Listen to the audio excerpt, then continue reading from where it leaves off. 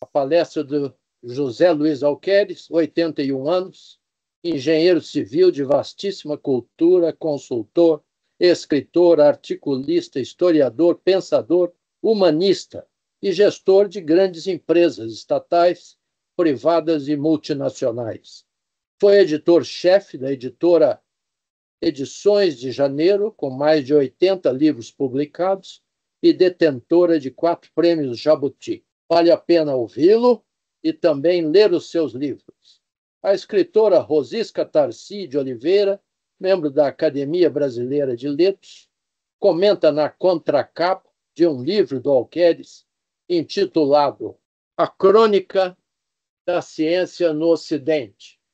O Alqueires vai mostrá-la novamente a vocês ao longo da palestra dele, que eu já tive o privilégio de assistir no Clube de Engenharia. Diz Rosisca, engenheiro de rigorosa formação científica e leitor voraz da melhor literatura, experiência que se encontram e se entendem em suas páginas. Ele encarna em sua trajetória a proposta central deste livro, promover o diálogo entre as diferentes ciências e artes que a humanidade produziu ao longo de sua história. Hoje teremos como debatedores 3 destaques da engenharia. André Clark, vice-presidente sênior da Siemens Energy para a América Latina e também vice-presidente da Siemens Energy Brasil. Flávio Miguel de Mello, acadêmico da ANE e consultor de projetos hidrelétricos e grandes barragens. Nosso conhecido de longa data, amigo e grande brasileiro. E temos também Richard Madalena Stefan, acadêmico da ANE e coordenador do Comitê de Ensino da ANE. Eu elogiei o Flávio Miguel e não elogiei em igual ênfase a André Clark e a Richard Stefan, a quem eu estendo os mesmos elogios. Após as 4 contribuições e a palavra do presidente da ANE, Mário Menel, será aberto o debate aos participantes. A palestra terá uma duração de aproximadamente 45 minutos. Damos início, então, à sua palestra, querido Alqueires. Muito obrigado, Nelson. Boa tarde a todos. Um agradecimento a você, a Menel e a Academia pelo convite. Fiquei muito satisfeito, muito alegre de encontrar meus colegas do setor energético e com a também de outros setores que eu tenho militado ao longo da minha vida profissional. E é uma vida que chega aos 85, aos 81 anos, com uma convicção. O mundo está num momento difícil e a solução para os nossos problemas passa fundamentalmente pela engenharia, pela ciência, tecnologia, mas especialmente pelas suas aplicações, que é o território da engenharia. E aí me acode um verso daquele texto fundamental da língua inglesa, da língua portuguesa de Luís de Camões, que encerra os seus Lusíadas com os seguintes versos: cantando, espalharei por toda parte, se a tanto me ajudar engenho e arte.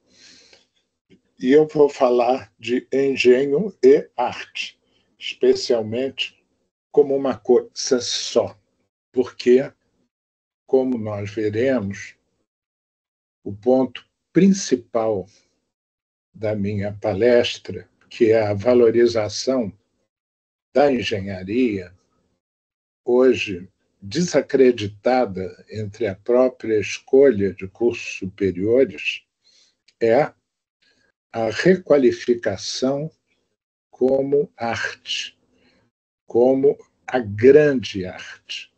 E por que a grande?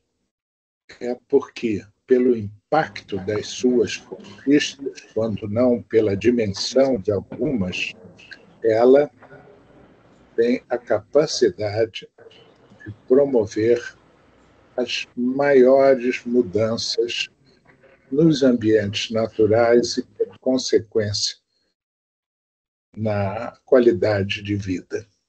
Durante séculos, essas mudanças foram sentidas mais na qualidade, vamos dizer, nas características da vida e não nos ambientes naturais.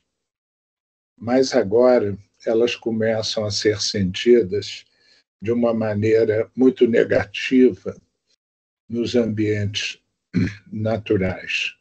E esse também é um dos pontos da minha palestra, refletindo sobre a minha vida de engenheiro, sobre a vida dos engenheiros do meu tempo e sobre o que cabe especialmente às novas gerações.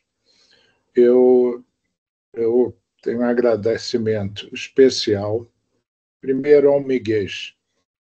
O Miguel, como eu, conviveu com dois dos maiores engenheiros que o Brasil já teve, o John Cotrim e o Flávio Lira.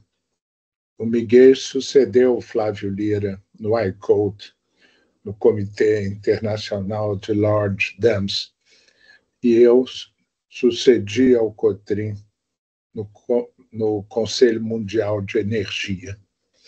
Nós somos, portanto, de certa forma, pessoas que receberam o legado de um exemplo de levar a vida de engenheiro com seriedade, com conquistas, com desafios, sempre tendo em vista a melhoria da qualidade da vida humana.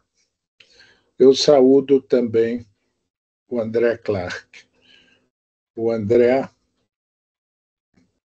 é mais jovem do que nós, uns 20 anos, do que eu, do que o Miguel, mas eu diria que quero conhecer o André aos 80, porque ele aos 60 já é melhor do que eu aos 80. É um profissional de altíssimo gabarito, de grandes realizações, de enorme bom senso.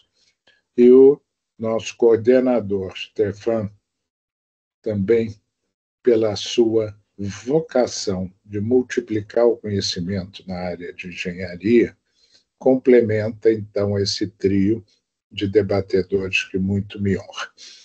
Eu passo, então, a palestra e vou começar muito brevemente, talvez ocioso para muitos, só reafirmar que realmente esse conceito de, vamos dizer assim, desqualificar não só a engenharia, mas todas as ciências naturais, o que se chamava na antiga Grécia filosofia natural, como uma coisa menor, vem de muito tempo.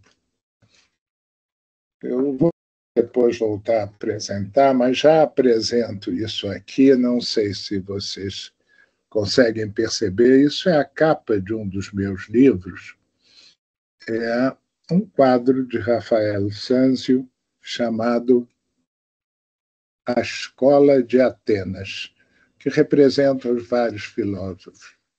E aí aparece do lado direito um filósofo assim com a mão voltada para a terra, que é Aristóteles, dizendo: as coisas importantes são essas. Aí aparece ali um com um esquadro, que é Pitágoras, outro entrando no rio, que é Heráclito, e por aí vai.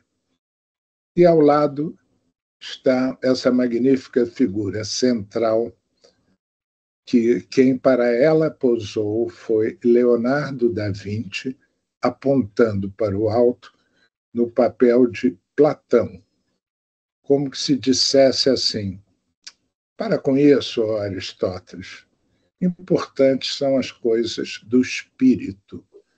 É a filosofia pura, a filosofia maior, a filosofia que a todos integra. Esse quadro, não por acaso pintado no início do Renascimento, mostra bem a importância do que foi esse movimento cultural, porque durante praticamente 1000 anos a ciência esteve extremamente desprestigiada e trabalhada apenas em nichos muito específicos e utilitários, porque todos consideravam que as coisas que aconteciam daquela forma porque Deus assim queria. E era até uma intromissão explorar os secretos desígnios de Deus. Quando a tradução das obras dos filósofos árabes, a tradução do grego para o árabe, das obras dos filósofos árabes, que tinham sido feitas em torno de 750, veja vocês, na cidade então mais culta do mundo, Bagdá, onde havia sua casa de sabedoria, começaram a chegar nas universidades muçulmanas da Europa e depois nas cristãs.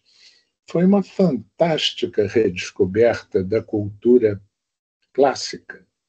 E em algumas escolas remanescentes das escolas fundadas nas catedrais por Carlos Magno, 500 anos antes, então voltaram a aparecer esses estudos de filosofia natural e harmonizando-se com os estudos maiores.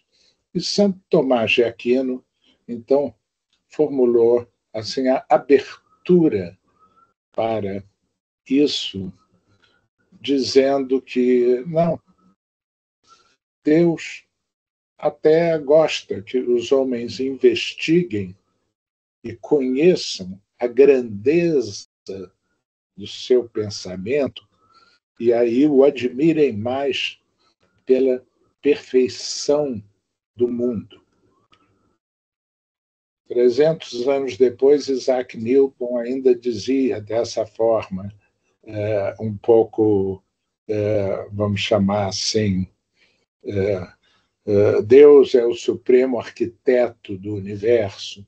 Outros falavam Deus é o supremo matemático, porque a busca de equações que a tudo justificavam, então, foi a grande preocupação desde essa época, que ao Renascimento sucedeu-se o Iluminismo, o domínio da razão, a procura da razão como o fato causador de tudo, e toda a Idade Moderna. Mas eu vou voltar de novo um pouco para trás, porque quando a gente fala em engenharia, lá nos seus primórdios, obras assim que a gente lembra são pirâmides do Egito, canais de irrigação,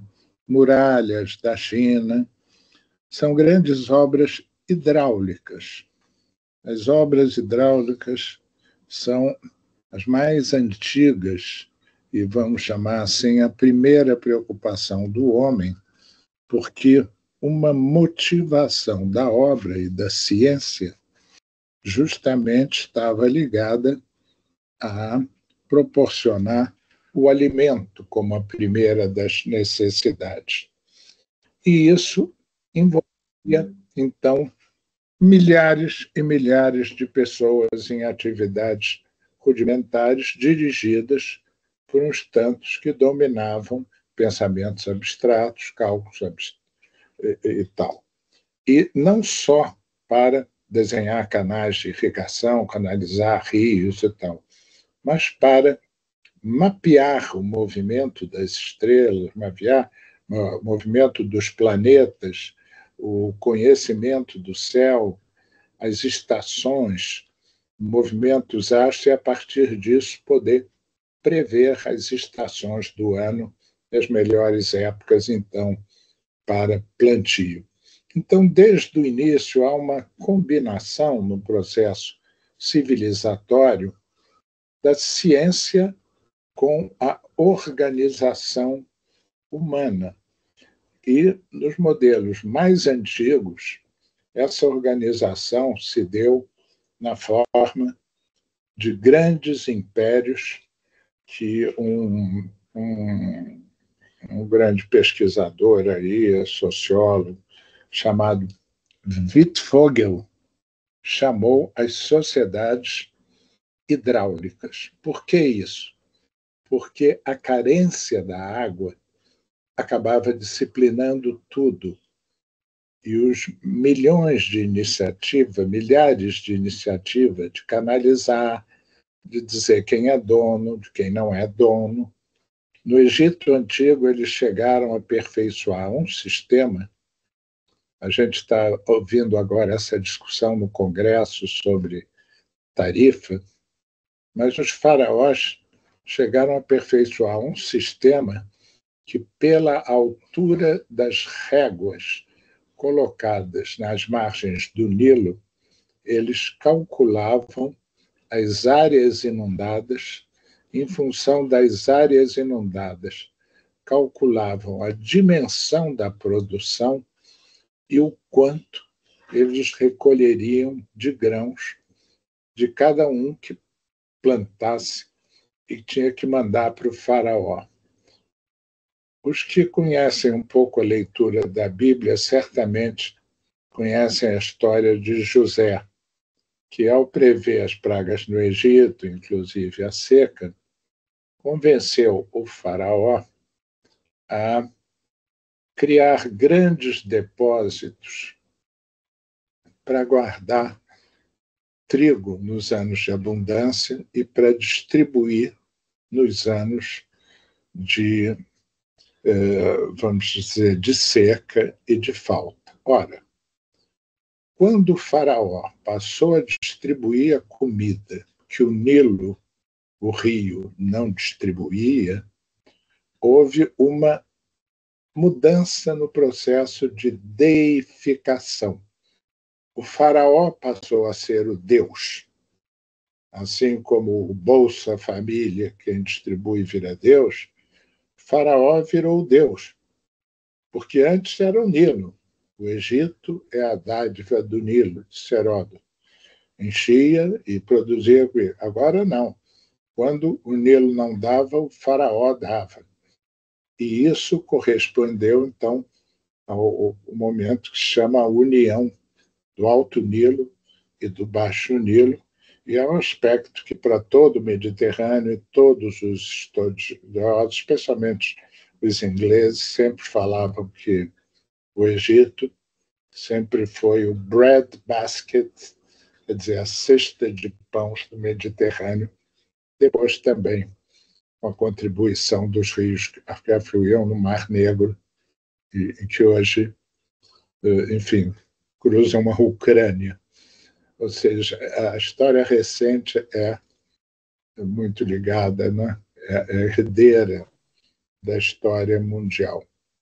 E isso me deu, desde o início, quando eu fui trabalhar na engenharia civil, que não foi em irrigação, foi em construção civil, essa percepção, eu que gostava muito de história, de que um engenheiro de obra relativamente jovem, 22, 23 anos, era jogado para comandar 150 empregados.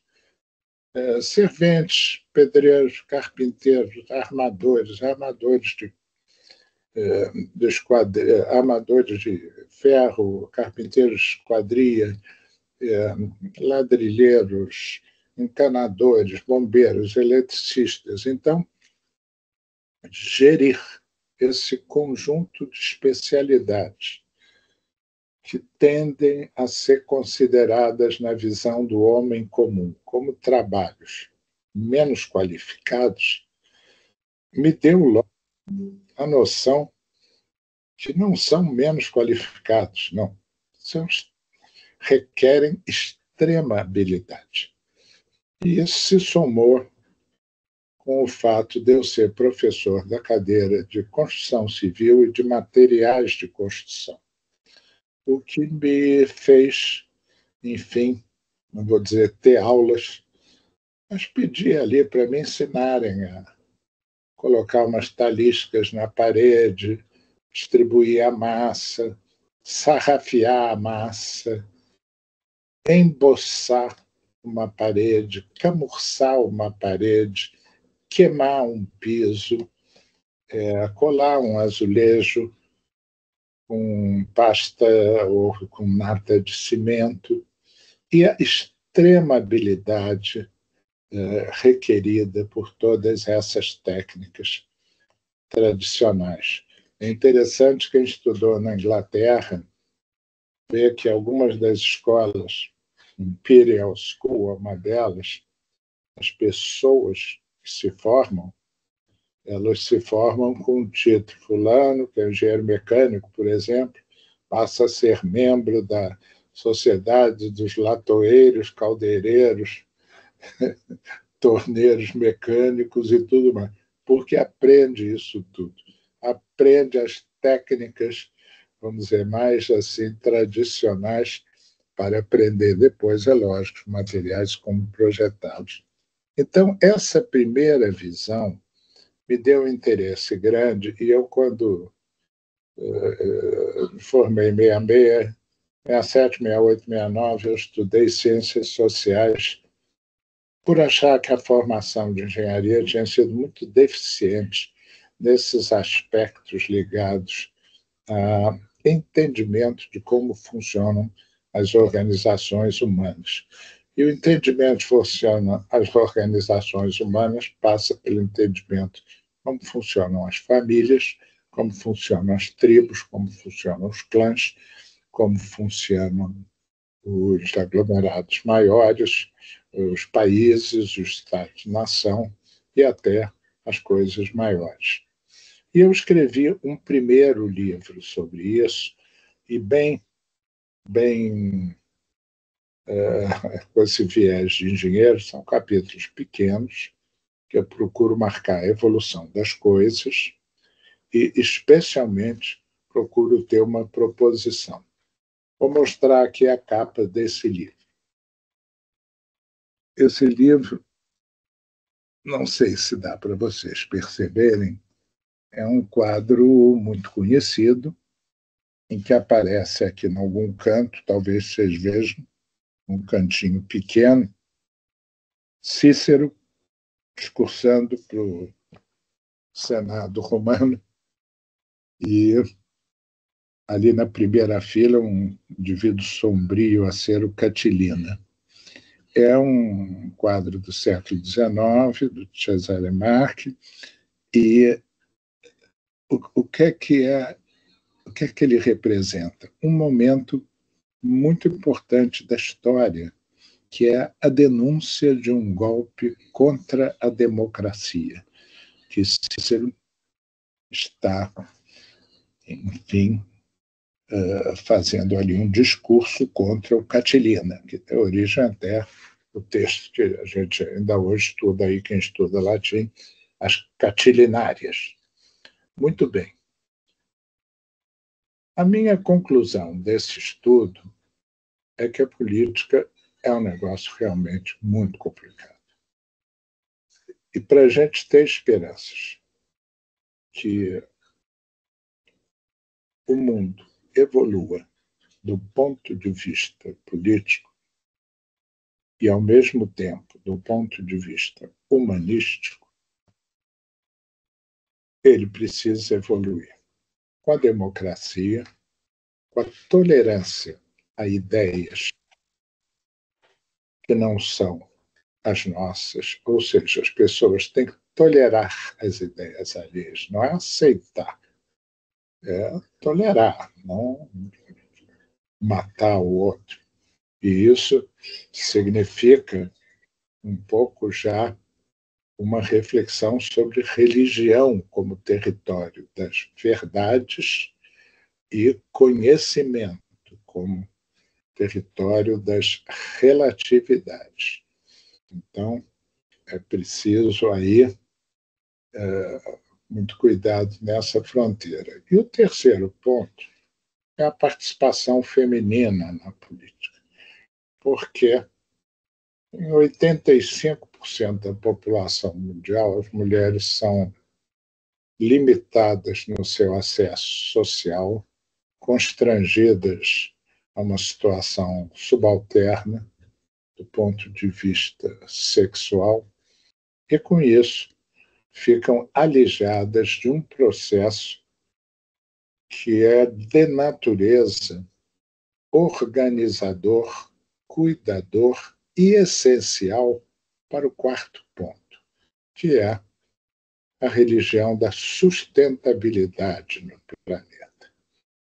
Porque, de um modo geral, e as pesquisas apontam, não estou falando nada do que eu acho, os homens, por razões XYZ, tendem a pensar mais no curto prazo, em trazer alimento, em matar a onça que ataca a casa, em conquistar o território alheio e tal.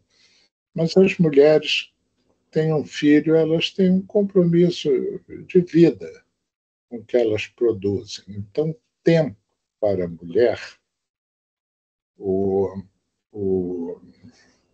Nelson Martins leu ali a opinião da Rosisca na contracapa do meu livro. A Rosisca é uma grande líder feminista, escreve sempre no Globo, é membro da Academia Brasileira de Letras, e ela fala, José Alqueires é um humanista. Por quê? Por isso só. Porque eu reconheci que a mulher é igual ou melhor do que o homem para conduzir as coisas, até mesmo por ter sido preservada de cumprir alguns objetivos que nós, homens, nos obrigamos. Então, esse primeiro livro, quando chegou a esse ponto e bateu na questão da sustentabilidade, me falou assim, bem, eu profissionalmente, praticamente, antes de entrar na Eletrobras ainda, eu formei 66, eu tinha feito um curso de pós-graduação da Organização dos Estados Americanos sobre o uso múltiplo das águas. E quando eu entrei na Eletrobras, um pouco depois, houve aquela conferência na Escandinávia, de 1972, que foi a primeira conferência de meio ambiente da ONU. E alguém lá, preparem um trabalho aí, não tinha ninguém por ali para preparar, acabou caindo para mim. E eu fiz um primeiro trabalho. E, a partir daí, sempre que o assunto voltou, acabava voltando às minhas mãos. Quando o Holtz era diretor, ele criou uma divisão. Quando eu sucedi ao Holtz, eu transformei em departamento e criei realmente um departamento multidisciplinar de meio ambiente e organizei o primeiro e o segundo diretor de plano diretor de meio ambiente do setor elétrico, com duas, características de dar permanência. O primeiro é criar o CONSISE, Conselho Superior do Setor Elétrico, não é o CONSISE, é o COMASE, Conselho de Meio Ambiente do Setor Elétrico, formado pelos diretores de meio ambiente das empresas do setor elétrico, que procurava disciplinar e, vamos dizer assim, definir, aí já era o segundo PDMA, Plano Diretor do Meio Ambiente, como um instrumento normativo para a ação de projetos de meio ambiente. Já havia documentos de apoio de economistas como Gustavo Franco, de geógrafos como Ab Saber, enfim, havia ali a inteligência que estava se dedicando a esses temas já totalmente presente. Mas era, digamos assim, acompanhar os ventos internacionais e traduzi-los para o Brasil. Eu agora, alguns anos atrás, depois de chegar à conclusão pelo livro de política que o negócio era a sustentabilidade e que a sustentabilidade era uma coisa que juntava a dimensão científica com a dimensão humanística, então eu empreendi essa história da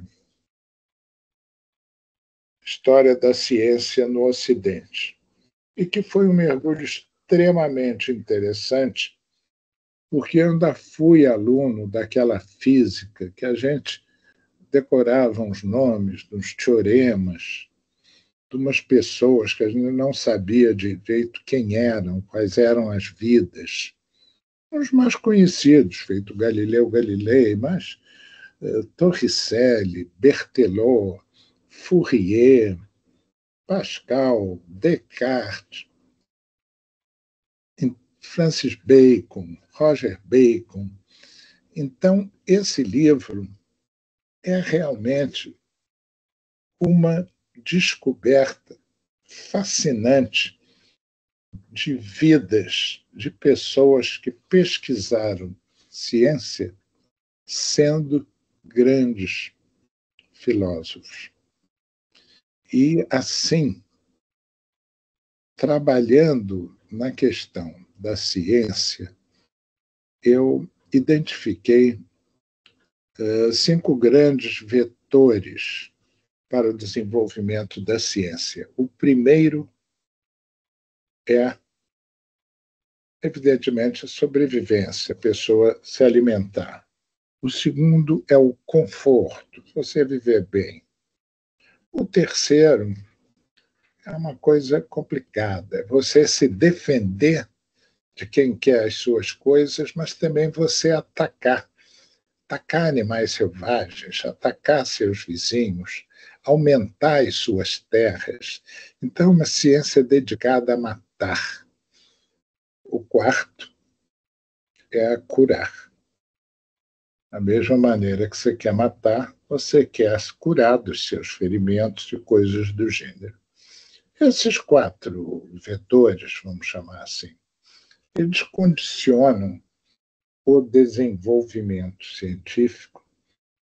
E um quinto vetor, eu englobei assim, como se fosse um conjunto das ciências humanas e sociais, que sequer alguns consideram ciência, porque ele não tem aquela precisão do 2 mais 2 igual a 4. Ele requer uma nova matemática que começa a surgir lá no século XVII e vai depois aumentando. Você tem no século XIX o Fourier, pessoas excepcionais. Você tem que é a ciência não das certezas, mas das altas probabilidades. Então, você tem a matemática das certezas e a matemática das probabilidades, que acaba sendo a coisa mais atual de todas. Toda teoria quântica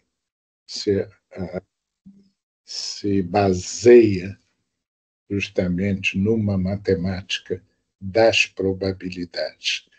E esse livro, então, da ciência, ao apontar esses drivers da ciência, ele mostra uma coisa terrível. É que, ao longo de todos esses anos, a ciência se desenvolveu com um certo menosprezo pelo meio ambiente terreno, pela degradação do meio ambiente. Um pouco dentro daquela missão divina da Bíblia, que Deus entrega a terra a Adão para usá-la a seu proveito, ele usa a seu proveito, devasta, corta árvores, corta isso, corta aquilo, e cada vez faz mais, faz buraco e tal. Quando a gente estuda geologia, estuda uma história natural da Terra, a gente vê que todo o petróleo, todo o carvão, todo o gás natural que existe aí no subsolo resulta de 50 milhões de anos de movimentos, vamos chamar sísmicos, que afundam florestas, animais e fósseis com alto conteúdo de carbono, cozinham sob calor e os deixa lá embaixo da Terra, entre 300 e 250 milhões de anos. Depois não se produz mais isso, não. Nos últimos anos, nós estamos tirando isso do subsolo a uma razão que esgotará tudo que tem no subsolo em 120 anos, ao ritmo atual.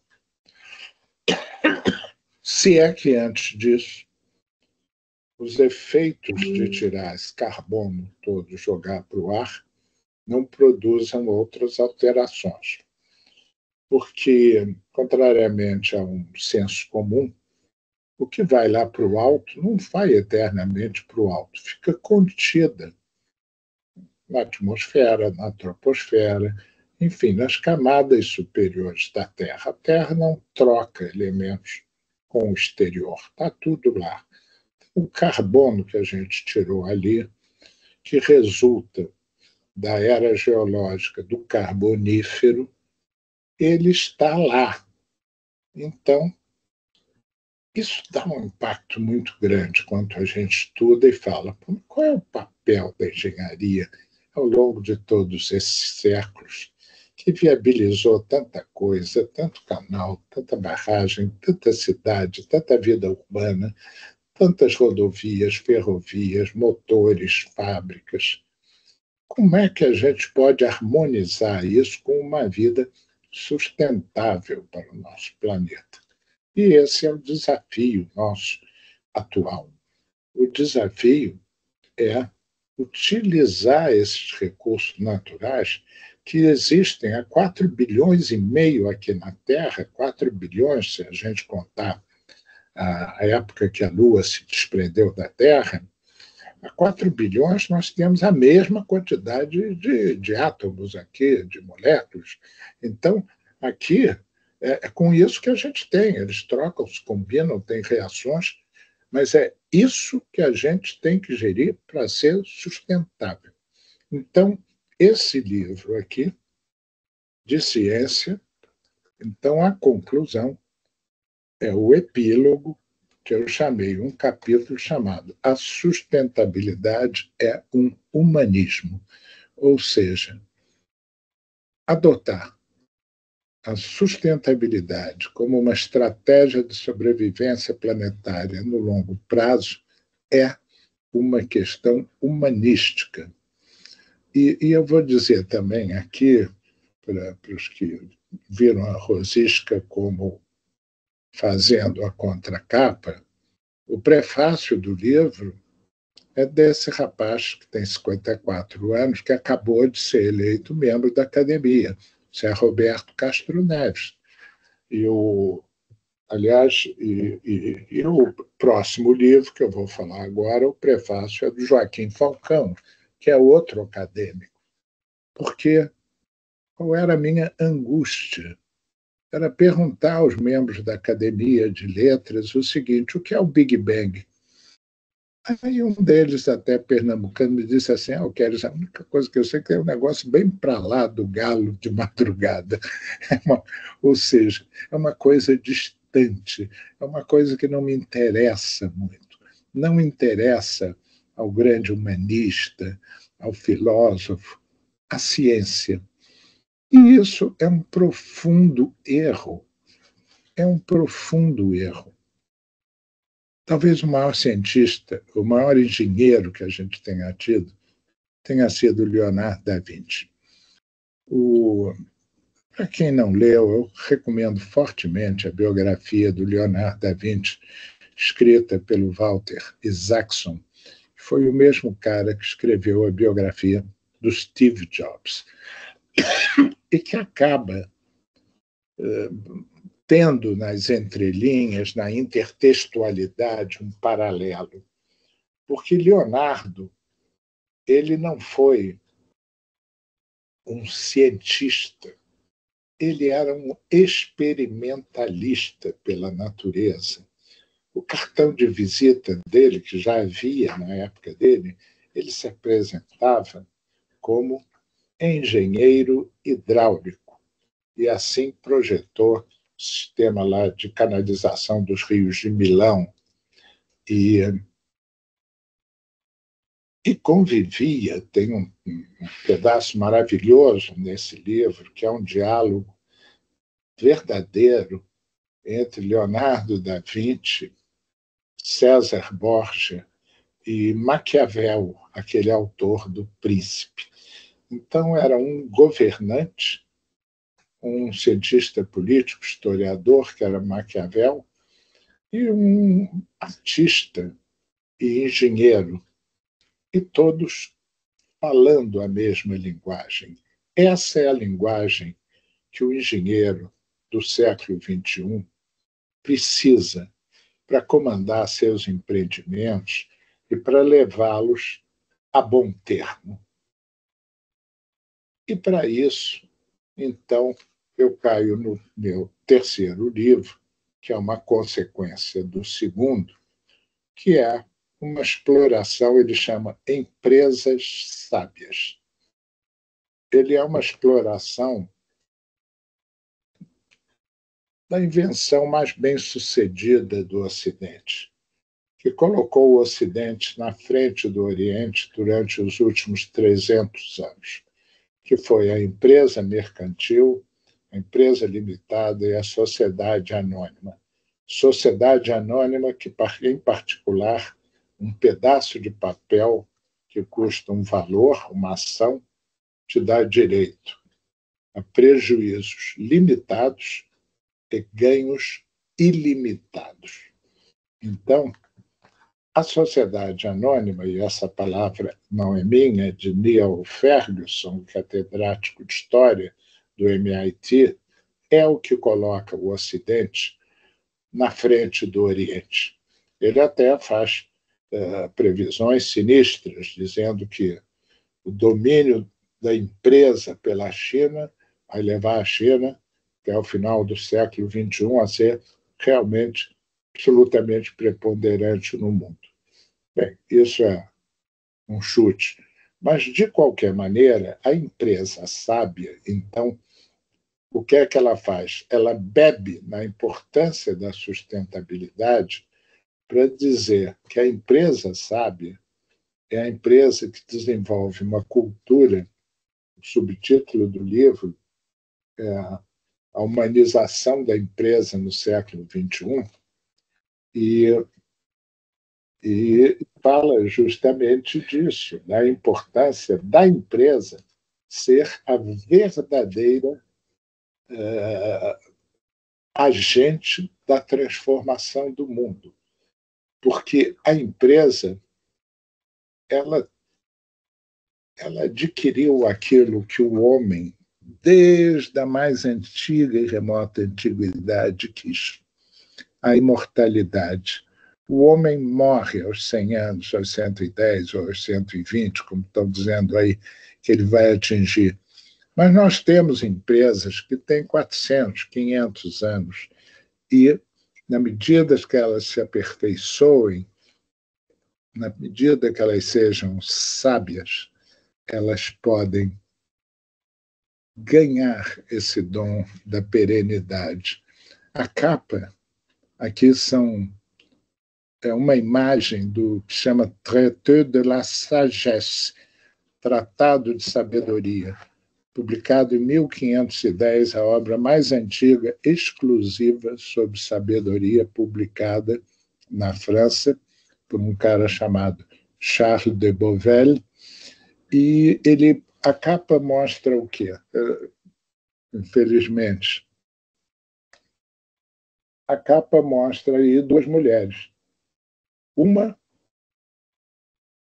olhando um espelho, e chama-se a Dona Sabedoria, que significa o verdadeiro conhecimento começa pelo autoconhecimento, pela pessoa se conhecer e saber. Ao lado tem a dama chamada Fortuna, que joga uma roleta, que coloca o seu futuro na mão do acaso, na mão das circunstâncias que vão aparecendo. Nós, engenheiros, temos obrigação de vivermos pela razão, não uma razão fria, uma razão que, vamos chamar assim, ignore as condições humanas, ou que ignore mesmo um certo grau de espiritualidade. Nós temos que olhar o mundo como uma construção nossa, que nós recebemos de gerações anteriores, degradado em alguns pontos. Eu agora tenho estudado nos últimos 2 anos, especialmente os oceanos. E é terrível a gente ver o que houve nos oceanos. Os oceanos foi onde a vida nasceu, onde aqueles primeiros seres monocelulares ou multicelulares saíram da água e andaram na terra, e alguns as patinhas viraram raízes e eles viraram árvores, outros continuaram a evoluir, viraram animais. Então, o oceano era realmente uma sopa primordial, como se referem os zoólogos e estudiosos da evolução da Terra, de onde a vida surgiu da água para a Terra. Hoje, os oceanos estão a caminho da morte total. Os peixes todos quase estão contaminados. As condições de quem se alimenta de peixe estão comprometidas em função de microplásticos, em função de alguns minerais altamente prejudiciais ao sistema nervoso humano e tal. Então, o estudo dos oceanos, que ocupam 3/4 da cobertura da Terra, é uma coisa muito importante. Mas eu fugi um pouco aqui das empresas sábias para dizer o seguinte: o meio empresarial é muito importante, talvez mais importante que o meio regulatório e o meio dos governos.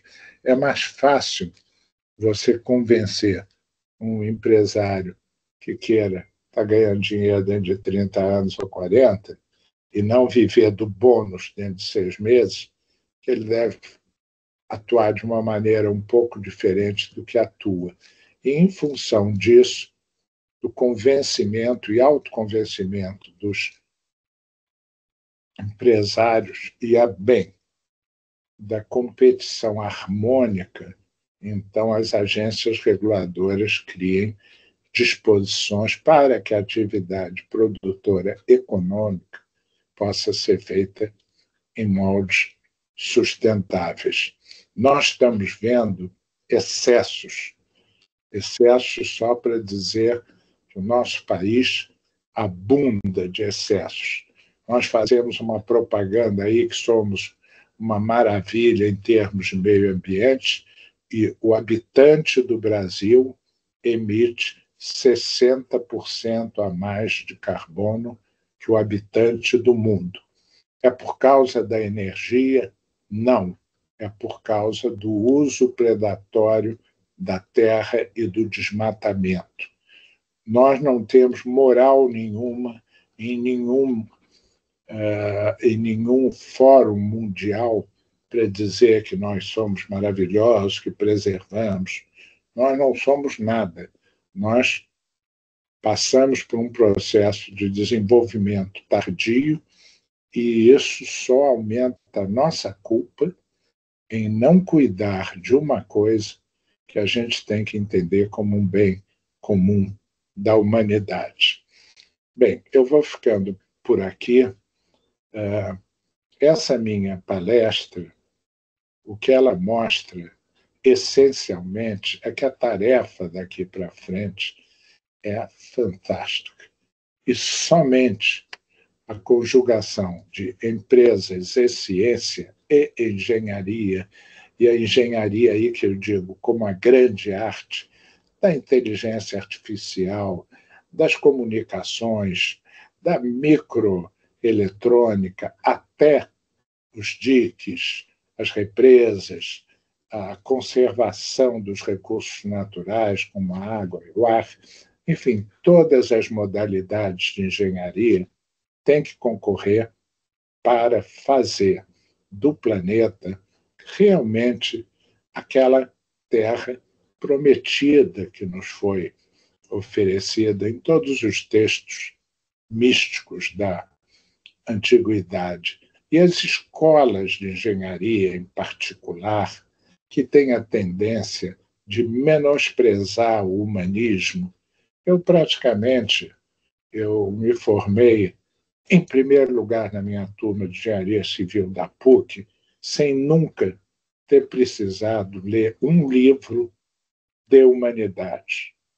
Eu li o que eu li é porque eu li em casa, porque tinha biblioteca, porque meu pai lia e porque depois eu fui estudar sociologia e tal. Havia um verdadeiro desprezo como uma coisa menor, atividades assim mais filosóficas e até mesmo poéticas. Eu acho que a gente tem que voltar à concepção daquele homem integral do Renascimento e fazer com que tantos filósofos saibam ciência, quanto nós, das exatas, saibamos as coisas humanas. Então, era essa palestra que eu queria dar para vocês. Eu fico muito grato pela atenção de todos. Muito obrigado, caríssimo José Luiz Alqueires. Nós aqui todos lhe aplaudimos, isso vai ficar ainda mais evidente com as contribuições dos debatedores e do debate que se seguirá. A plateia, a audiência aqui, não sei se você já percorreu os nomes, tem aqui grandes colegas seus de profissão e também jovens. Há número de participação aqui na minha tela. A minha tela é imprecisa, mas ela se manteve 53 a 55 em toda a sua palestra. Não houve muito bom nenhuma evasão. E passamos então agora a ouvir as palavras dos três debatedores e começamos pelo André Clark, que é vice-presidente sênior da Siemens Energy para a América Latina e vice-presidente da Siemens Energy Brasil. Eu aqui especifiquei 10 minutos, isso é um caráter de orientação. André, sinta-se à vontade, você é muito bem-vindo. e é um prazer e uma honra recebê-lo aqui. A palavra é sua. Muitíssimo obrigado, Nelson. Que privilégio, antes de mais nada, estar aqui perto de vocês e ouvindo meu querido mentor, José Alqueires, na sua vasta produção. Eu sou colega do Alqueires também na vida cotidiana, em conselhos. Então, gostaria de me limitar aqui à minha inferioridade de practitioner apenas, né? E colocar o que é poder acompanhar o pensamento do Alqueires. Só para aqui como depoimento, muito mais para trazer a prática cotidiana da gestão de uma companhia. Quando o Alqueires publica o seu livro Empresas Sábias, ele faz duas coisas simultaneamente. A primeira, ele traz à frente, de forma bastante antecipada, a fundamental discussão que no mundo foi diminuída para a ideia de ESG, Environmental, Social e Governance, que está sendo bombardeada por vários motivos. A própria ciência que criou a nossa fantástica vida energética e a própria ciência que criou nossas redes sociais para comunicar-nos melhor serão algozes da nossa extinção, caso a gente não observe, como empresários, como parte do sistema econômico das nações, os pensamentos refletidos nesse último livro do Alqueires. É grave assim. É grave no limite de que a gente pode até ter a esperança que Deus perdoe e a natureza não irá nos perdoar. Irá corrigir a gente. Como é que a gente vai conviver com essa realidade? Nós ainda estamos nos preparando para isso. A segunda, como líder de um contingente relativamente grande de pessoas, há uma frase de uma fala, de uma expressão africana, que eles falam entre si ao cumprimentar-se, né? Eu espero que a morte te encontre vivo.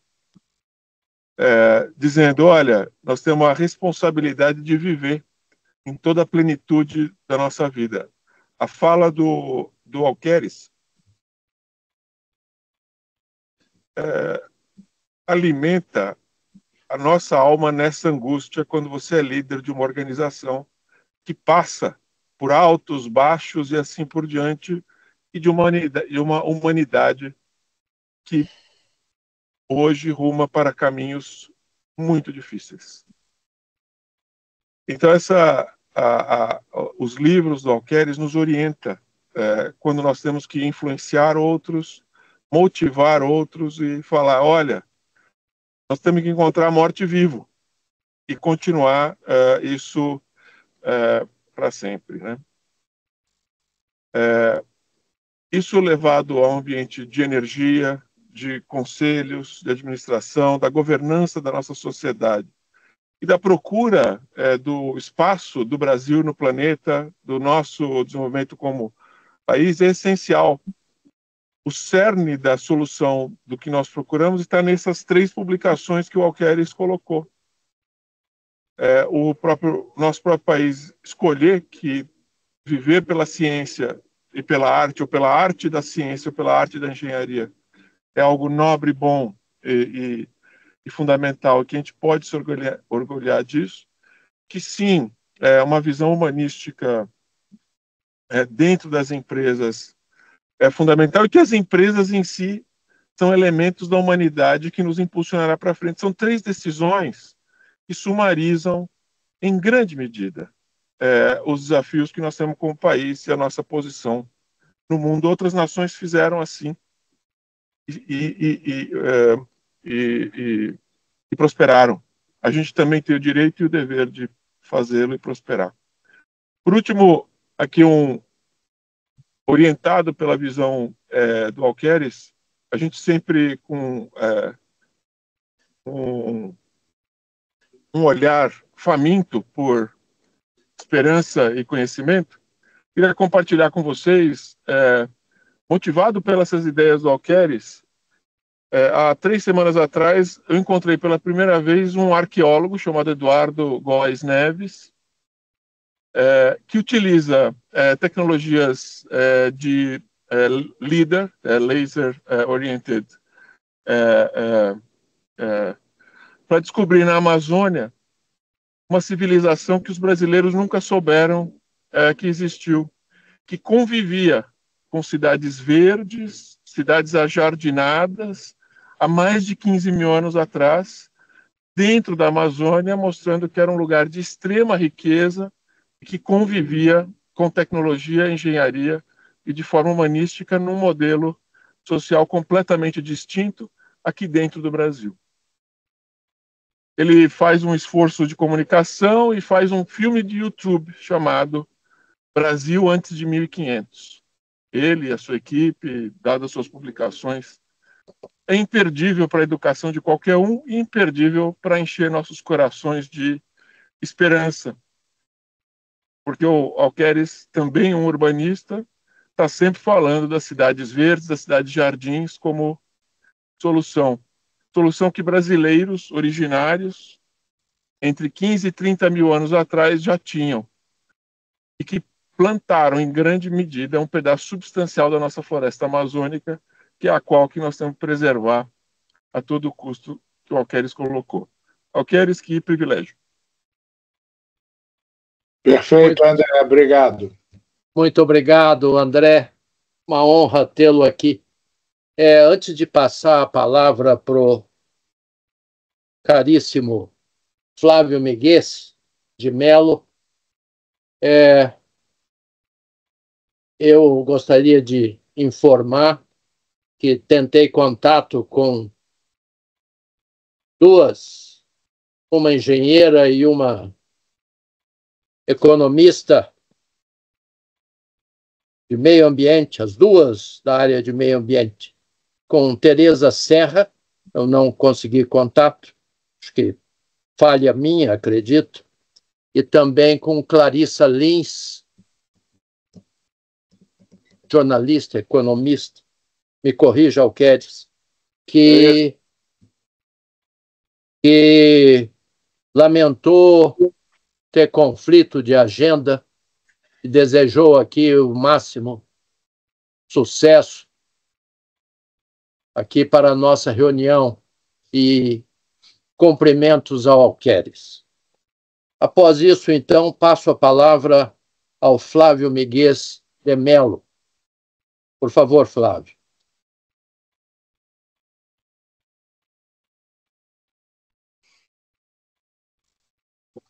Inicialmente, boa tarde a todos e um agradecimento sincero ao Nelson Martins por ter trazido o Alqueires para falar conosco a respeito de todos esses ensaios que ele tão brilhantemente trouxe e está trazendo a público.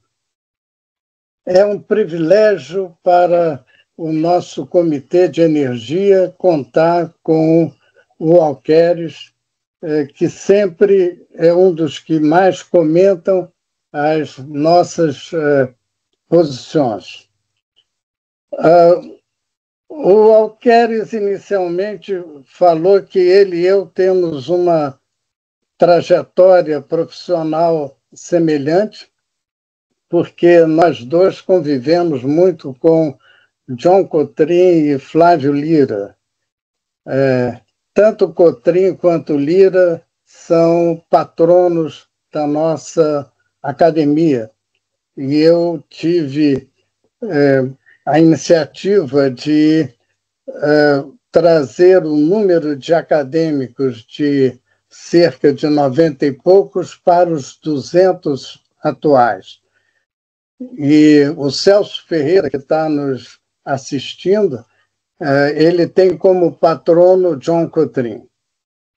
E esses dois nomes foram nomes importantíssimos de uma primeira geração de grandes engenheiros na área de energia e que comprovaram que Alqueires trouxe aqui, porque as obras que eles trouxeram eram, na realidade, de engenho e arte, como ele se referiu a Camões.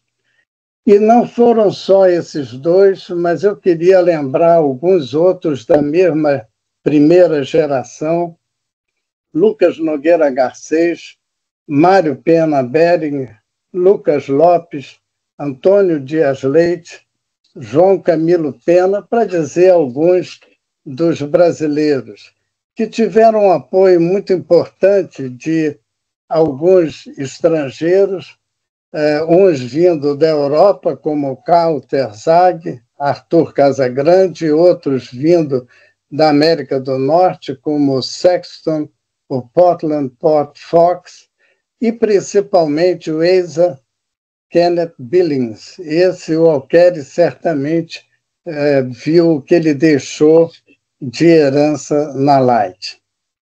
Mas eu queria realçar o que Juscelino e Dutra fizeram com esses primeiros engenheiros de destaque no setor de energia.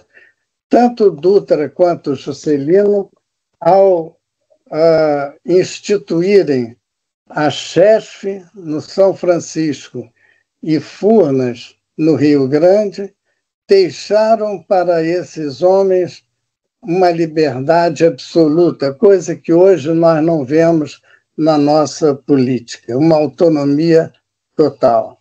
E isso é que causou o grande sucesso da área de energia do nosso país. E eu queria realçar aqui algumas ideias colocadas pelo Alqueires.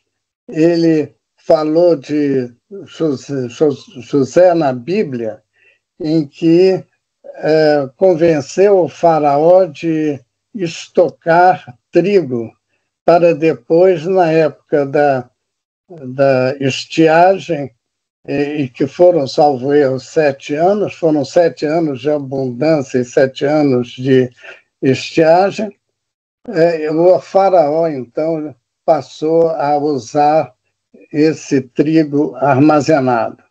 E o faraó passou até a ser uma divindade. Isso é uma coisa que nós hoje batalhamos, e batalhamos aqui nesse comitê, para que nós possamos ter armazenamento de energia. E nós não estamos conseguindo isso. Nós temos batalhado para termos reservatórios para acumular energia e acumular água, e, eventualmente, usinas reversíveis também. Mas isso nós não estamos conseguindo já há 4 décadas. Esses nomes que eu citei antes, todos eles tiveram uma oportunidade de fazerem os reservatórios que hoje nós estamos usando ao extremo nessa nossa o atual setor elétrico com geração.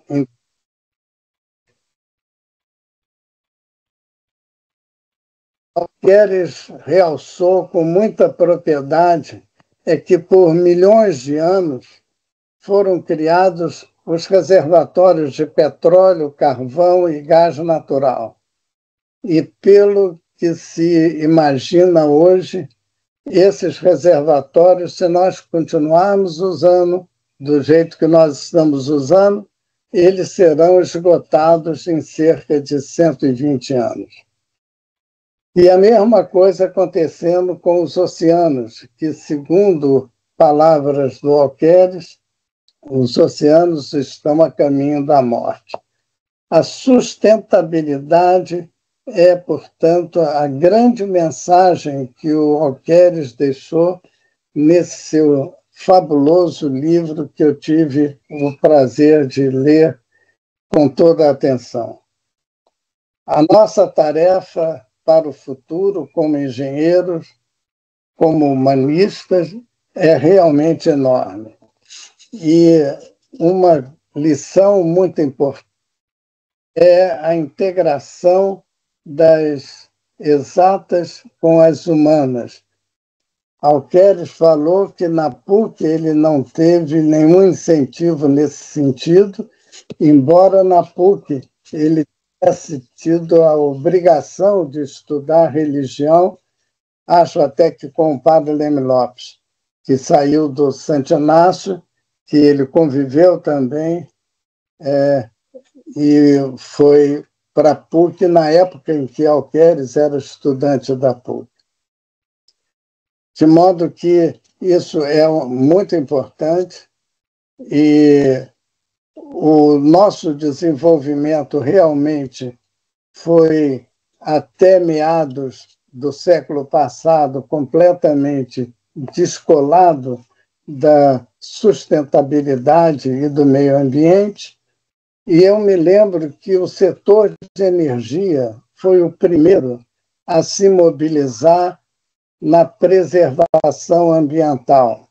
E primeiro consultor estrangeiro que veio nos ajudar foi o Goodland, que era o chefe do Jardim Zoológico da cidade de Nova York, Jardim Zoológico esse que fica no Central Park. Ele veio nos ajudar nas grandes hidrelétricas do Rio Grande e do Rio Paranaíba e também do Rio Paraná, em Itaipu. De modo que esse foi o nosso início no meio ambiente no princípio da década de 1970 do século passado. Eu queria agradecer pela palestra fantástica do Alqueires e agradecer pelo livro que ele nos ofertou de uma maneira fantástica. Alqueires, muito obrigado. Nós temos um outro ponto em comum, que é nós fomos educados pelos jesuítas. Muito obrigado, Alqueires. Como sempre, você é uma luz que ilumina os nossos caminhos. Eu fico muito grato pelas palavras do Miguel, que é uma colega que eu admiro a vida inteira e que vi todos os outros colegas admirarem e que pescou também as coisas que eu não disse, mas que nas entrelinhas têm um enorme significado para nós todos, que residem na importância da educação. E nós vamos ouvir agora o comentário de um educador, o responsável pela área de educação na ANE, e que eu acho que traz para a ANE a importância de atuar de uma maneira muito enfática nessa área, porque a proliferação aí de algumas escolas de engenharia de segunda linha, digamos assim, está ajudando a desmoralizar a nossa profissão. Eu trabalhei com grandes engenheiros, eu frequento o clube de engenharia, eu sou conselheiro do clube de engenharia, eu procuro orientar as novas gerações. Ainda trabalho no conselho de administração de 2 empresas, em várias empresas de maneira, vamos dizer assim, filantrópica, na formação de jovens, mas considero isso pouco face ao enorme desafio que o Miguel citou. Nós temos um mundo a colocar nos trilhos. Muito obrigado, Miguel, que também é uma das luzes do meu caminho, como também vários outros aqui, colegas da academia, e desde a entrada, meu ingresso na academia, eleição, em 2015, eu me beneficiei muito aqui da convivência com todos vocês e cresci muito. Deixei de me interessar somente pelo técnico, pelos algoritmos, pela computação, pela parte elétrica do sistema, e ganhei uma visão mais ampla. Então, foi muito benéfico aqui a convivência com vocês. Passamos agora a palavra para o professor Richard Stephan, também acadêmico da ANE, e, como já dito, pelo nosso palestrante, coordenador do Comitê de Ensino da ANE. Muito grato. Richard, por favor. Boa tarde a todos os presentes. Eu também agradeço, Nelson, a oportunidade de poder comentar a palestra do Alqueires, bastante impressionante, né, Alqueires? Eu também fui formado numa época em que não se falava nada de áreas humanas ou sociais na escola, e os livros que você escreveu mostram que é possível, foi esforço próprio seu, né, adquirir uma cultura humanística. Mas o que me toca bastante em tudo que eu ouvi da sua exposição é a importância que a engenharia tem no desenvolvimento social. Eu achei muito interessante aquele que você colocou logo no começo da engenharia das águas. Foi controlar as águas que permitiu praticamente o homem sair da condição de catador de alimentos para criar a cultura na Mesopotâmia. Agora, o bonito de todo esse trabalho é perceber que a engenharia é uma condição necessária para todo esse desenvolvimento, mas ela não é suficiente. É preciso justamente essa cultura humana para tornar a engenharia alguma coisa que efetivamente leve ao desenvolvimento social, que nós não repitamos os erros que foram cometidos, por exemplo, na Revolução Industrial, onde se botava crianças trabalhando 18 horas por dia nas fábricas para aumentar a produção. Então, esse lado, essa cultura humana é fundamental para colocar nos trilhos aquilo que a engenharia pode permitir. Muito importante também, quando no finalzinho, né, Alqueires, você chamou a atenção que era importante também o pessoal das áreas humanas ter um conhecimento do lado científico, é uma coisa que ambos temos que ter. Aí eu coloco talvez o ponto que possa servir para a nossa discussão a seguir. O que eu percebo hoje em dia no Brasil é que se tenta resolver todos os problemas sociais apenas com políticas sociais, se esquecendo que existe uma outra condição necessária para o desenvolvimento social, que é o aumento da produtividade, a melhor forma de poder dominar a riqueza que a natureza nos permite, e aí é a engenharia.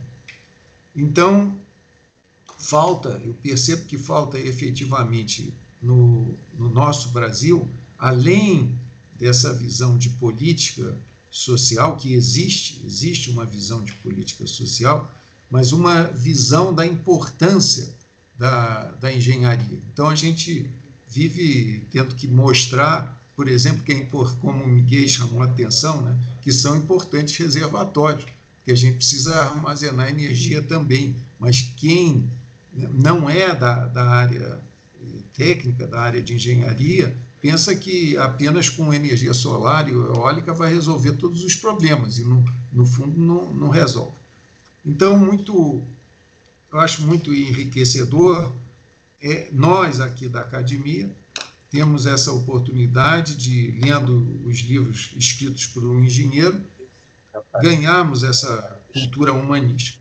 Mas também cabe a nós chamar a atenção que o pessoal das áreas humanas precisam ter uma visão um pouquinho mais científica do mundo que nos cerca, entender melhor que as coisas não são conseguidas assim, como uma dádiva, sem algum outro efeito que precisa ser controlado. Alqueires, muito obrigado por abrir a nossa mente com essas colocações e os livros que você escreveu. Eu não quero me alongar, porque eu acho que devemos ter comentários até muito superiores aos meus entre os presentes. Obrigado. Muito obrigado, Richard. Excelentes comentários, breves, mas profundos. E eu sou um admirador do seu trabalho e também do Comitê de Ensino e do esforço que você tem feito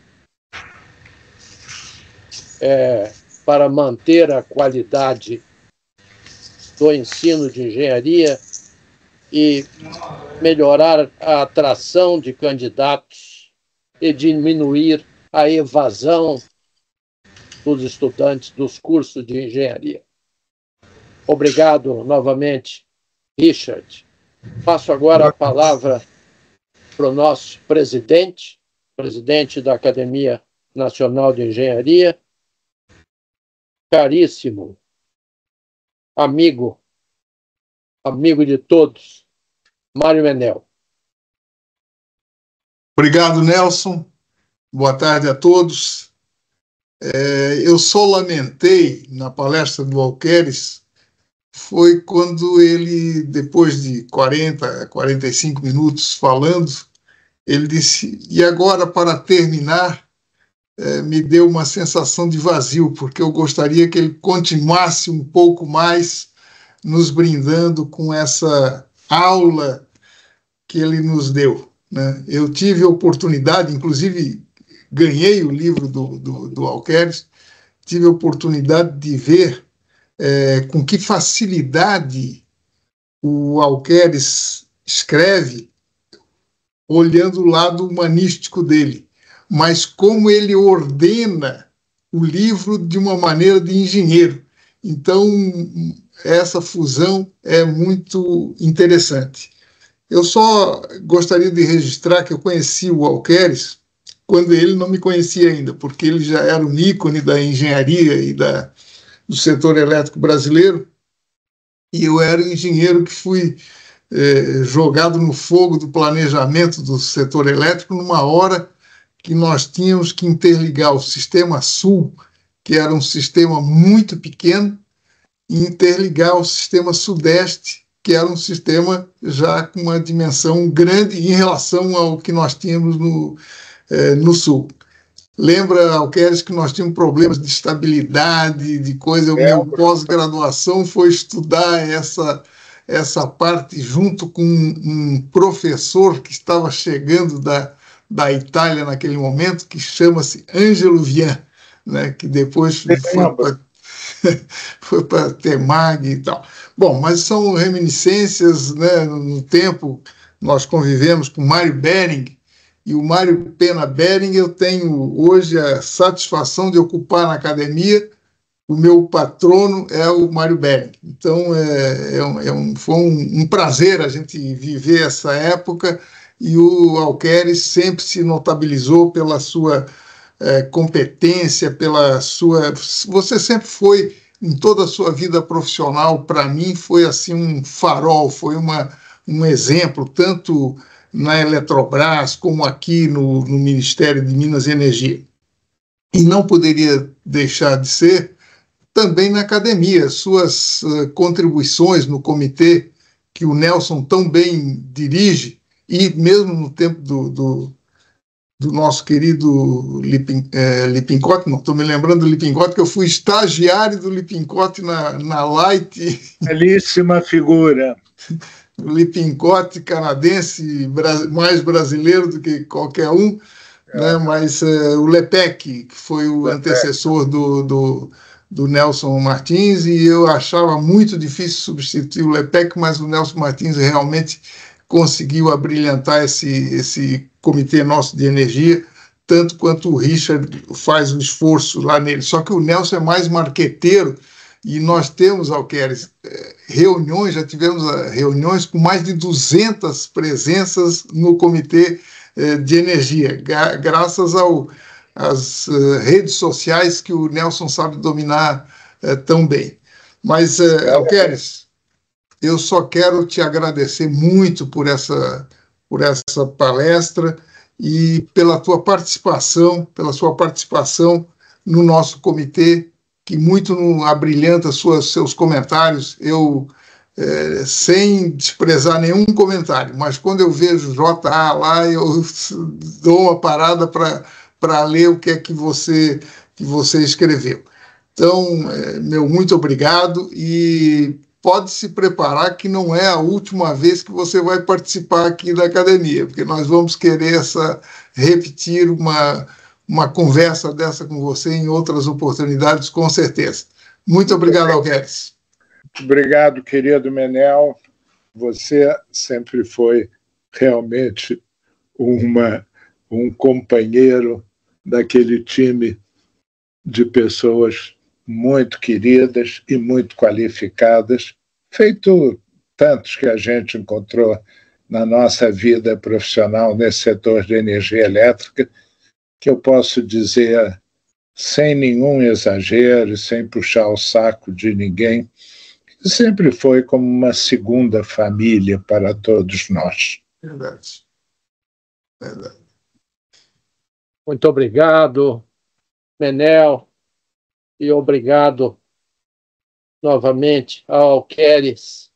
Já temos aqui uma mão levantada, mas eu vou usar aqui a minha prerrogativa e convidar primeiro o Altino, que é um ávido leitor dos livros do Alqueres. Eu não o incluí aqui como debatedor, porque ele não saberia se conter nos 10 minutos. Altino, por favor, se você nos escuta, ligue o microfone. Eu tentei lhe ligar agora, sem sucesso. Já posso falar? Estão me ouvindo? Sim. Sim. Bom, primeiro eu quero cumprimentar o nosso comitê de organizar um evento desta dimensão, e para mim é uma alegria muito grande assistir a sabedoria do meu companheiro não vou dizer quantas décadas foram, porque vocês vão achar que nós estamos muito velhos, eu e ele, tá certo, na Eletrobras, e que tivemos um período de muitos trabalhos úteis, muitas coisas boas, contribuímos muito com o setor elétrico brasileiro, na atuação da Eletrobras. E veja, eu quero fazer uma referência ao Zé Luiz, porque eu fico, aliás, eu já tive a oportunidade de falar isso sobre um dos livros que eu li, e tive a oportunidade de comentar, li os outros também, mas não tive a oportunidade de ligar para ele. Porque me surpreende, vamos supor, que o Zé Luiz consegue ser bom, tanto nas atividades de engenharia, como foi na Eletrobras, como escrever coisas completamente diferentes, tá certo, daquele ambiente que nós tínhamos. Eu digo isso pelo seguinte: eu não conseguiria abordar com tanta competência essa questão do humanismo, a engenharia como arte. Então, eu consigo falar sobre as coisas que eu desenvolvi na Eletrobras, que eu aprendi lá. Acho que ele traz uma contribuição muito importante. O papel do engenheiro é muito além de só engenharia, só a ciência. Ele tem um papel na sociedade fundamental, porque a formação científica dá a ele esta visão de humanismo, tá certo? E de um papel relevante na construção de um mundo melhor para todos nós. Então, eu acho que essa palestra que o nosso amigo, companheiro, Zé Luiz Alqueres, colocou nesse momento aqui para nós, foi um ponto alto do nosso comitê de energia. Acho que, veja bem, todos nós devemos refletir sobre isso. Esse tema, que, na minha opinião, é a primeira vez que eu vejo aqui no nosso comitê, na nossa academia, é um tema que a gente deve explorar. Esse lado da engenharia que a gente, às vezes, não dá a importância que ela tem, que é permitir que o engenheiro tenha realmente, ele se supere na sua atividade dentro da sociedade e ele incorpore esses aspectos muito importantes, tá certo, do humanismo da sua atuação na sociedade. Eu quero também destacar um aspecto que o Zé Luiz falou e que eu fui testemunha disso, é a sensibilidade que ele teve naquela época na Eletrobras de criar toda essa área de desenvolvimento do meio ambiente, certo? Que foi uma coisa nova sobre certo aspecto e que na época lá na Eletrobras havia até uma certa restrição dos engenheiros, com a visão pura da engenharia, querendo fazer os projetos e, de alguma maneira, indiretamente, achando que o meio ambiente podia ser prejudicial a isso. Então, o Zé Luiz trouxe essa contribuição muito importante, fez a referência na sua palestra, a questão da sustentabilidade. Cumprimento ele de, veja bem, está estudando os oceanos. Eu fiquei até estimulado de ler alguma coisa, se você produzir alguma coisa sobre essa leitura dos oceanos, porque os oceanos são fundamentais, é 3/4 da área do planeta, tá certo? E é uma fonte de riqueza, de alimentos, de tudo para nós. E a frase que ele disse ali me deu uma sensação de desconforto, que os oceanos estão caminhando para a morte. Como é que a humanidade colabora com algo desse tipo, tá certo? Então, essa curiosidade do nosso amigo Zé Luiz Alqueires, para estar neste momento estudando os oceanos, mostra como ele tem essa dinâmica e essa dimensão de tentar olhar as coisas no seu conjunto completo e não ficar restrito exclusivamente às leis de Newton, tá certo? As equações de Faraday e por aí vai, tá certo? Então, Zé Luiz, obrigado por essa apresentação e veja, claro que novas coisas que você vai escrever eu quero ler, tá certo? Como li já tudo que você escreveu, gostei muito, tá certo? Admiro de conseguir ter essa dimensão e estou muito curioso de ver a questão dos oceanos, tá certo? E de alguma maneira receber uma mensagem um pouquinho mais otimista, porque dizer que nós, a humanidade, estamos matando os oceanos, isso é algo, assim, totalmente indesejável no nosso planeta. Temos que mudar isso aí de alguma maneira, tá certo? E acho que neste enfoque aí, os engenheiros têm o seu papel. Veja, eu tive que manter a minha fama de mal, que o Nelson falou. Eu sou nordestino, quando me dão um microfone eu falo mais do que devo, então ocupei um pouquinho mais de tempo, mas eu queria dizer essas palavras para o Zé Luiz, tá certo? E eventualmente estimular novos participantes aqui com considerações adicionais a que eu fiz e a que outros fizeram já, os debatedores, em relação à palestra que foi apresentada aqui. Considero que esta palestra é uma aula magna, tá certo? Onde trouxe contribuições relevantes sobre o papel do engenheiro na sociedade. E é muito importante que essa mensagem seja destinada aos jovens engenheiros brasileiros, para no futuro eles terem essa compreensão da dimensão e importância de atuação deles na sociedade. Obrigado pela atenção e pelo Nelson ter pedido para eu fazer essas referências. Muito obrigado. Fico muito grato, Nelson. Eu tenho que dar uma palavra, porque o Altino foi companheiro no meu primeiro dia no setor, na Eletrobras, não no setor de energia elétrica. E desde então eu desenvolvi um enorme respeito pelos conhecimentos, pela persistência, pela habilidade e pela grandeza com que Altino se posicionou em todos os momentos da sua vida, e uma vida rica. Presidiu Itaipu, presidiu Eletrobras, por mérito. Eu ouso dizer, como eu também, por mérito. Político nenhum nunca deu um empurrãozinho, nunca pediu um favorzinho para Altino, para Miguel, para mim. Nós fizemos uma vida dentro dos mais altos cargos responsáveis por orçamentos de bilhões e bilhões, recebendo críticas, recebendo ameaças e com um comportamento absolutamente ético que não só é por todos reconhecido, mas principalmente por nós mesmos valorizados como isso é o que melhor nós fizemos nas nossas vidas. É fazer o que fizemos sem mantendo a nossa fé.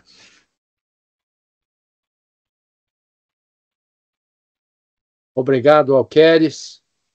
Passamos agora ao debate geral. E dou a palavra aqui para o colega Henrique Aragão.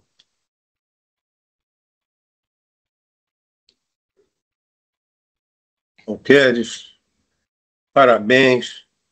Te conheço há bastante tempo, nosso tempo de Santo Inácio. Queridíssimo Henrique.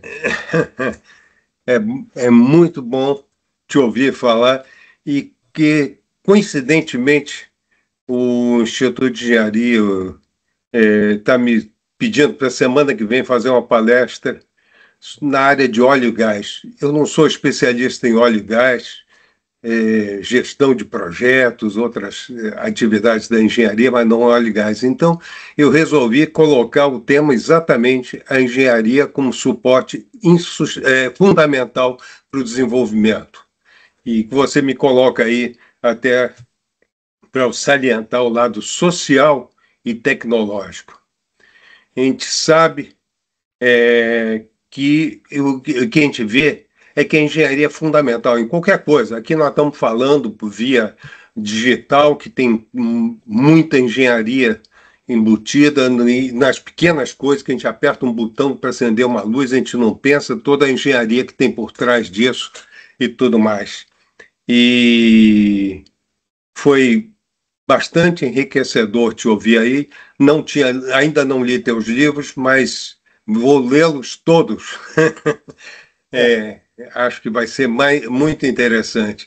Mas manda a minha manda seu endereço que eu faço. Eu vou mandar. Eu vou te mandar.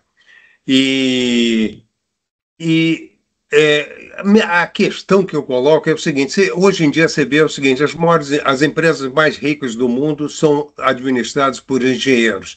Engenheiro tem um papel fundamental nessa mudança climática, na transição energética, em tudo isso é muita engenharia. E apesar disso tudo, a gente não vê a engenharia valorizada. Você vê contratação de serviços de consultoria de engenharia. Atualmente eu estou como presidente da Associação Brasileira de Consultores de Engenharia. Então a gente faz uma briga enorme porque se contrata serviço de engenharia por licitação, por leilão de preço.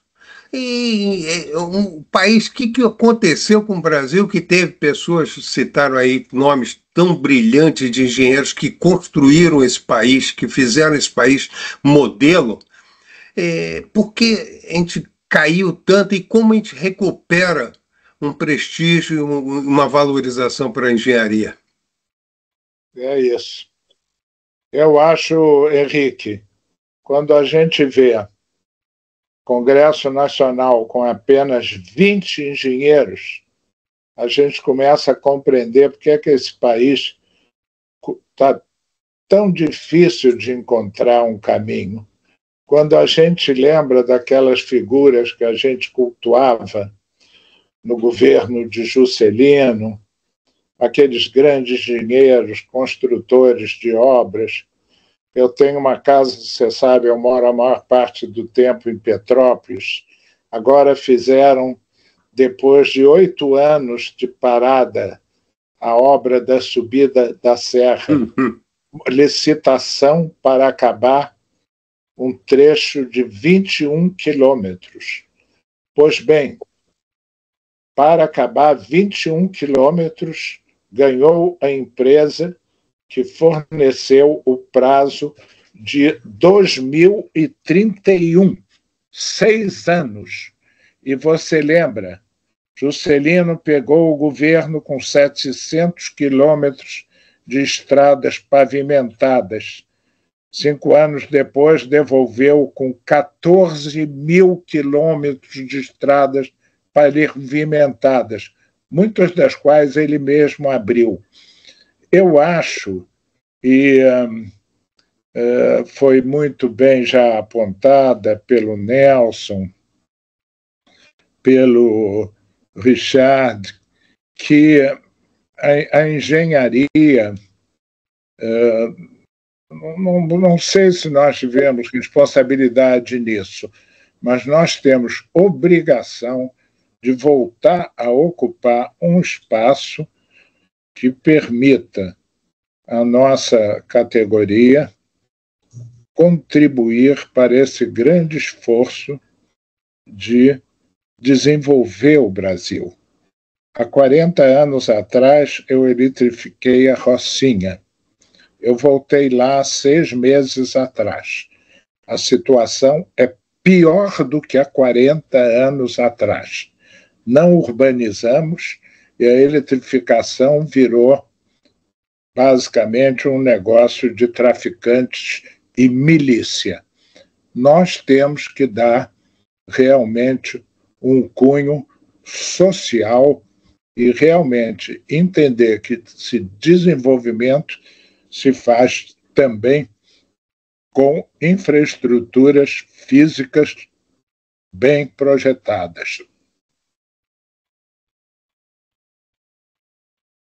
Muito obrigado, Henrique Aragão. Obrigado, Alqueres. Temos agora nosso amigo, ícone do setor, Leonardo Lins, por favor, com a palavra.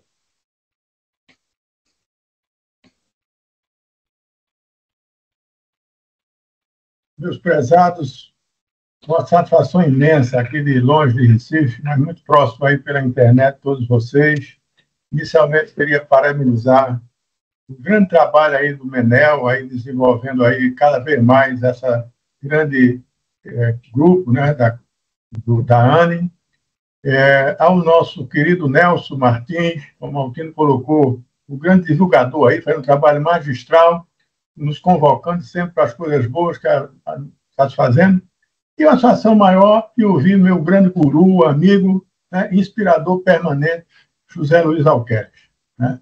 Tenho um privilégio de receber sempre o livro dele, Uma Nova Fase de Vida, porque como técnico, como engenheiro, desde a época da Eletrobras, plano 2015, aquela gestão, me puxou para a área de engenharia também na chefe.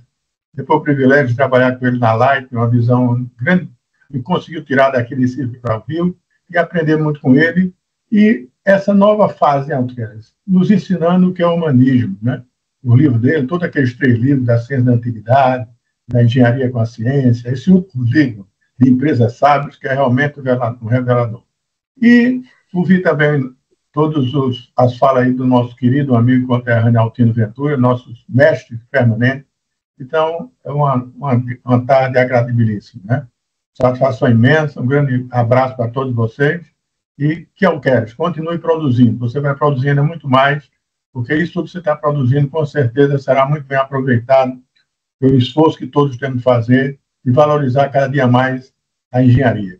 E hoje, estou com o desafio de ver se consigo, pelo menos de alguns 2 netos, se ir para a engenharia. Não é fácil, né? Porque, infelizmente, a engenharia está sendo muito deixada de lado, quando nós sabemos que ela é fundamental para a sociedade, né? É um trabalho que a ANE está fazendo, excelente. Esse evento vai produzir, alguns meses na frente, essa divulgação, inclusive, acadêmica, de ensino, tudo isso, porque isso é fundamental. Parabéns a todos, muito obrigado, e um grande abraço aí a todos vocês, principalmente a Zé Luiz e todos vocês também. Grande abraço. Obrigado, amigo. Muito obrigado, Léo Lins, muito obrigado. Nós temos aí a mão levantada do Henrique Aragão. Não sei se ele esqueceu de abaixar. Eu acho que eu já abaixei. Mas só para complementar isso tudo que nós estamos falando aí, uma coisa importante. Na China, 40% das pessoas graduadas em nível superior são engenheiros. E a consequência está aí. Correto. Pode abaixar a mão, Henrique Aragão. Acho que eu baixei aqui. Eu vou... Novamente. Agora sim. Por favor, Erivelto Bronzeado, nosso amigo. Caríssimo, com a palavra. Obrigado, Nelson. Erivelto Bronzeado, seu criado e às vezes mal criado, mas tudo bem. Tá certo. Eu me senti aqui, rapaz, um neném vendo todos esses eletrossauros dando lição a mim.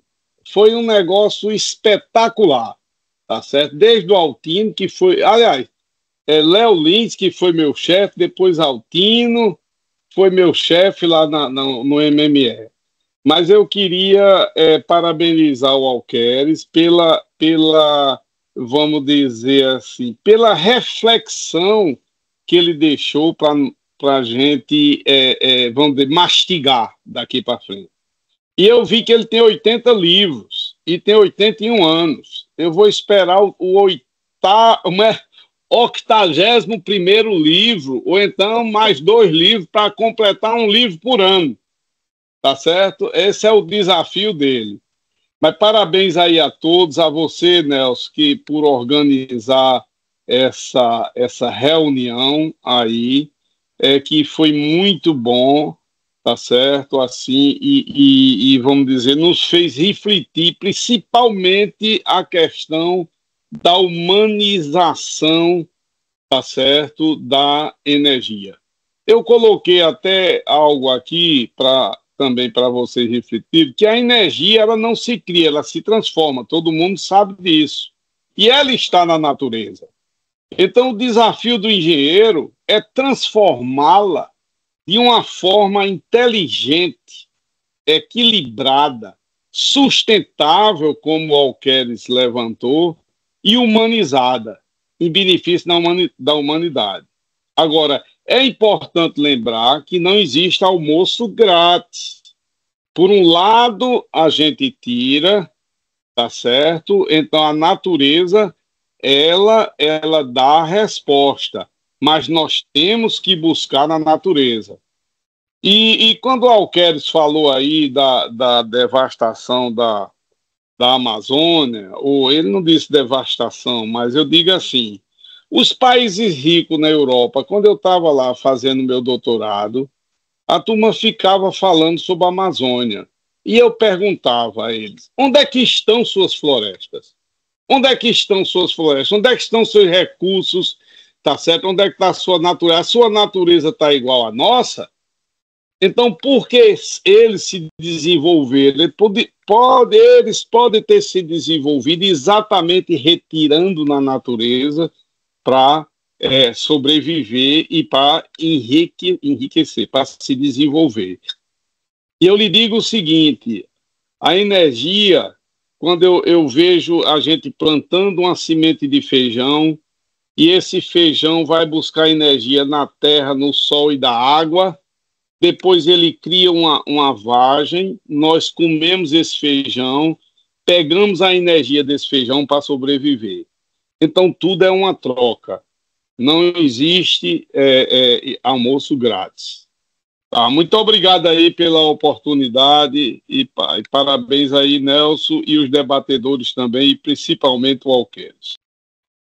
Obrigado, Bronzeado. Eu me lembro seu sobrenome. Creio que um procurador-geral da República que eu tive contato em Brasília, ou talvez um desembargador, uma figura competentíssima e amiga, talvez seu parente, paraibano. Então, Era meu tio, Luiz Bronzeado. Era meu tio, foi deputado federal e trabalhou na construção de Brasília. Exatamente, Luiz Bronzeado, uma belíssima figura.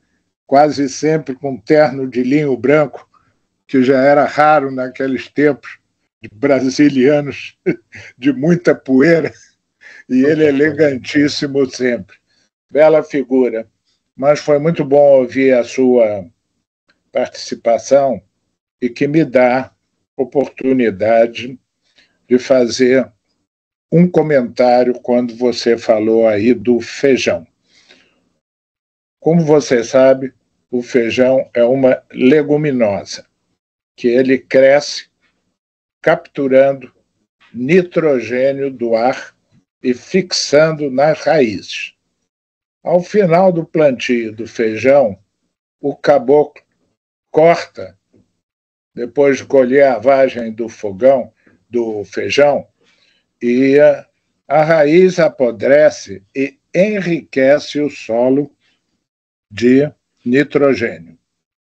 Hoje em dia, pesquisadores brasileiros, dando sequência ao trabalho da eminente e já falecida Johanna Doberheiner, conseguiram algumas bactérias que transformam a raiz da cana num comportamento semelhante à raiz da leguminosa. Ou seja, a cana também captura o nitrogênio e quando você corta a cana e deixa a soca no terreno, você depois basta adubar com o PK.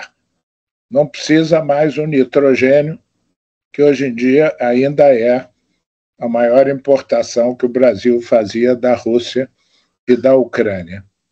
Então, na idade que nós estamos entrando, a engenharia genética, assim como a dos mares, eu vou mandar alguns textos para o Altino, vai representar fantásticas conquistas para esse conceito de sustentabilidade.